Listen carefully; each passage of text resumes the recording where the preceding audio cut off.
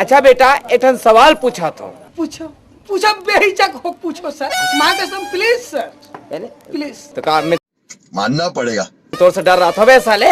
हो सकता है प्लीज सर। एक बात बता बेटा यस। कि महात्मा गांधी को गोली किसने मारी?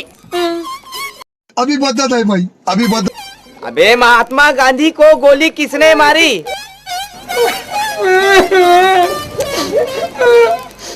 नहीं माने। अरे यार तो महात्मा गांधी को गोली किसने मारी? नहीं मालूम। अबे महात्मा गांधी को गोली किसने मारी?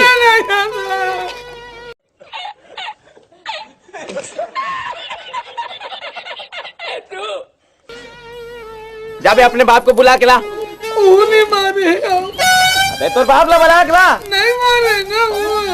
अरे साले गधा। अबे महात्मा गांधी को नाथूराम गोडसे ने गोली मारी। देख मैं कहूँ ना हम नोहन के क्या देख वही मारे हैं नाथू। बताओ रे अढ़ाई दिमाग बढ़िया। नहीं तो